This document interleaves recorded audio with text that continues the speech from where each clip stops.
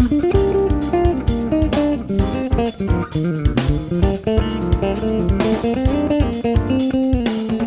this lesson, I want to introduce you to the sweep arpeggio technique that's applied to the bass guitar. Now, I started doing this many years ago when I was playing in bands in which we were covering a lot of like neoclassical and shred type playing, and I just have always been fascinated by virtuosic guitar playing. So as a bass player, I was really influenced by that kind of music, and when I was coming up on the instrument, I was learning and experimenting with new techniques. I was trying to be as much of a sponge as I could. And when I saw these guitar players doing these sweep arpeggios, it was something that just really caught my ear, and I thought, man, it would be really cool to adapt this to the bass guitar. So that's what I proceeded to try to do.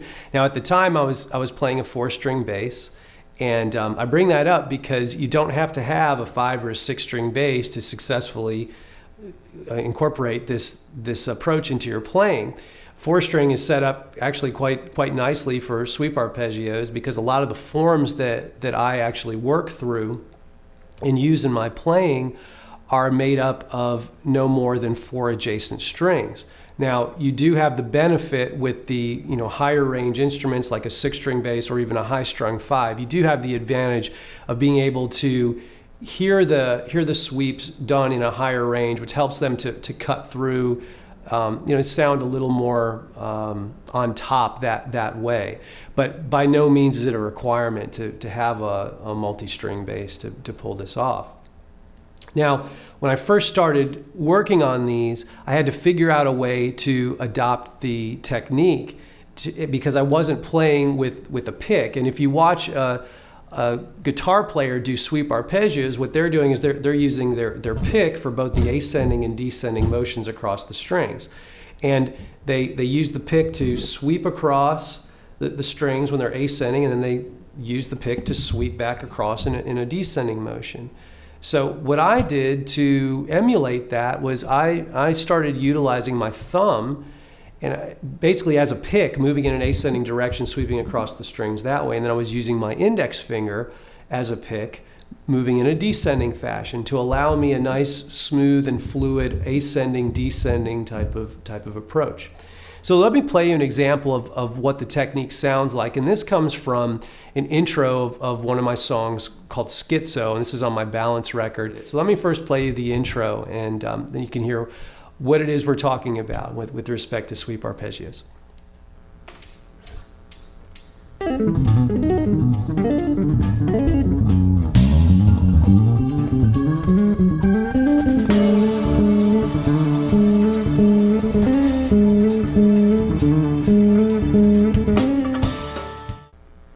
All right, so that's the intro to Schizo, and what it's made up of, it's very, very simple what's happening harmonically. It's just a series of minor 7 arpeggios that are descending for the intro of the song. But the actual sweep motions, if you were watching my hands closely, you could see that I was using my index finger when I started the intro.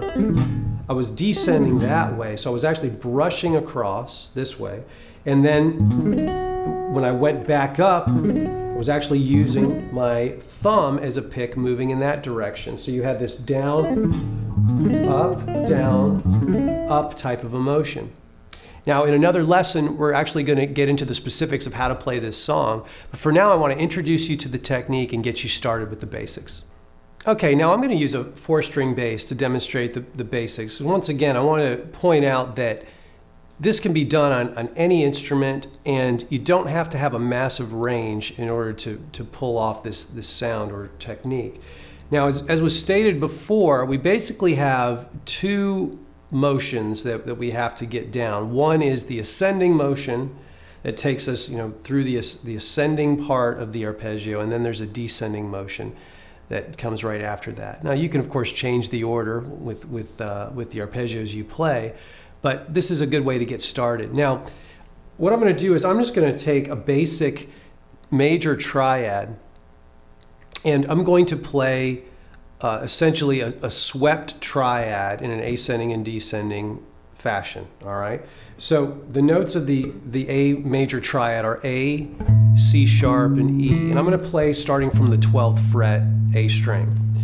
So what I'm going to do is I'm going to take my thumb and I'm going to bring it pretty close to the 12th fret. I don't have to get right next to it, but I do want to stay somewhere in this range on the fingerboard. The whole reason for that is if we stay back here, if we're doing our sweeping motions from above the pickups where we typically play our finger style, what's going to happen is we're going to have to take an extra amount of time to move back over the fingerboard if we want to add any notes on the top part of the structure. And you're going to see what I'm talking about in a little bit when we add the octave.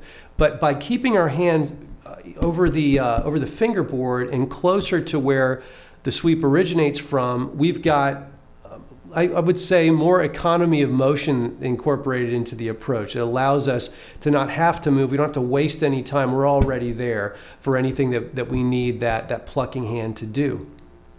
So these three notes, what I'm going to do is I'm going to sweep up, or I'm going to take my thumb, I'm going to play the A, the C sharp, and the E. And that's all I'm going to do. Now listen when I play this.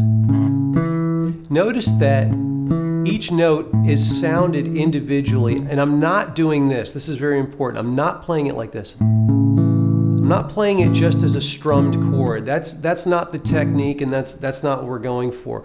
We're going for a nice, cleanly executed series of chord tones that are all going to be played individually. So once again, the muting task is the challenge here. So what I'm doing to keep things quiet is I'm actually using the area of my wrist, the bottom of the forearm, and as I sweep across, I'm maintaining contact. You see, one note at a time. Careful not to do this, where you're getting the notes ringing out like a chord. All right, so that's the ascending motion. We're sweeping across. Get it down slow and clean before you do any speeding up. Because if you just do this, you're going to hide your mistakes.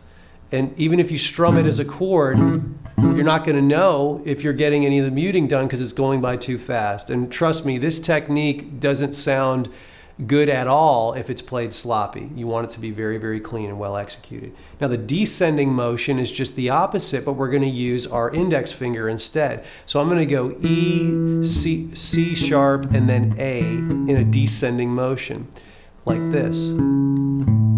You don't have to worry quite as much about any sort of forearm muting when you're descending, because you get to benefit from the fleshy part of the fingers going ahead and touching the strings as you're moving in a descending motion. So ascend, descend.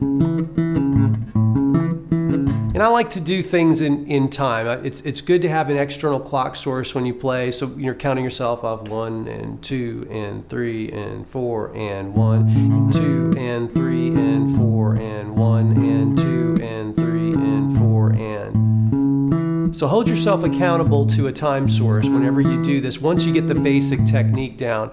That way you are making sure that you're equalizing the lengths of every note that you're sweeping, and making sure they don't step on the next note or the note before, okay? So that's the basic triad. Now you can do this with the minor triad as well. And so instead of playing A, C sharp, and E, what we're gonna do is play A, C, and E. So now when I sweep upward, everything stays the same except for the middle note.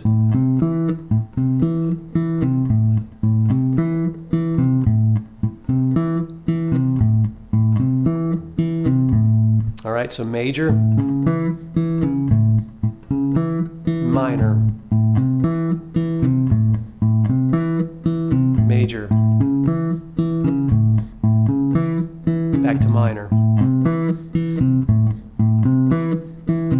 When you get good at a tempo and you can play it over and over again, let's say at least 5 times perfect, that's always a good rule of thumb, then you can make it faster.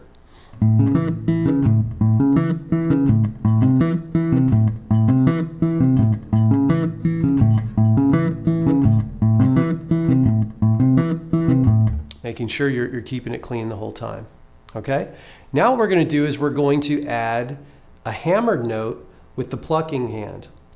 And this is going to complete the octave for us. Because what we're playing here is we're shooting for triad-based approaches for the sweeps, which are nice and compact on the fingerboard, but they're not too difficult to play either. So what I'm going to do is I'm going to take this A major triad that we were playing, A, C sharp, and E, and I'm going to tap the octave A on the G string with my plucking hand.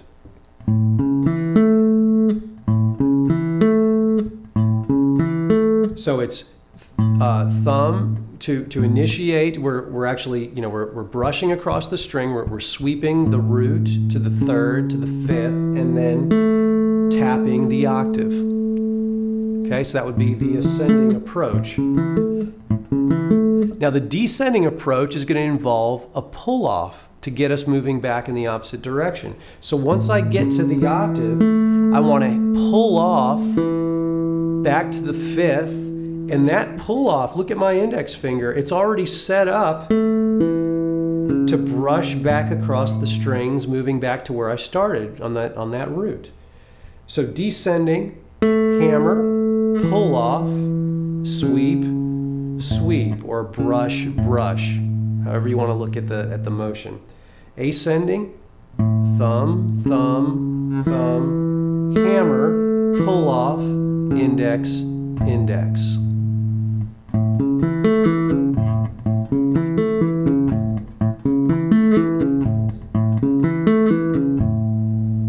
All right, so that's a pretty simple one octave exercise that you can use for your triad-based forms. Now let's do the minor version. So it's the same thing, but we change the middle note. So we've got, instead of A, C sharp, E, A, we're going to go A, C, E, A.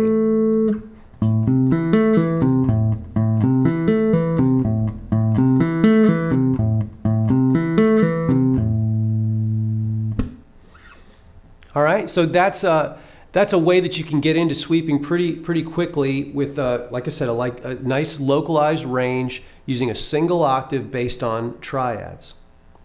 All right. Now it doesn't have to stop at major and minor triads. Those of you that have a little more knowledge of some different chord types will also think about trying this with other chords. For example, an A diminished chord, or an A diminished arpeggio, where I'm going to be playing A, C, E flat, and then completing the octave.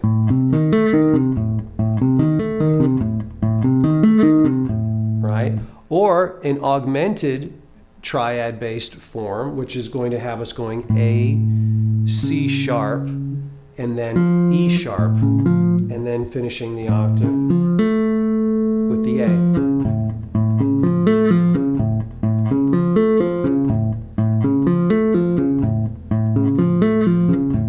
So you've got 4 chords that you can work through back to back if you like. So you could start with the A major, major, minor, diminished, augmented.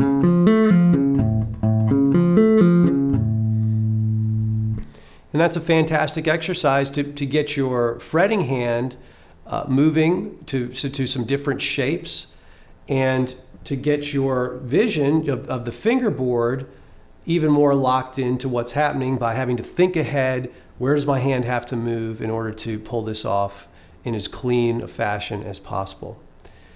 So have some fun with that. This should get you started with the basic sweep concept, and you can apply this to all different types of exercises, and I hope you enjoy it.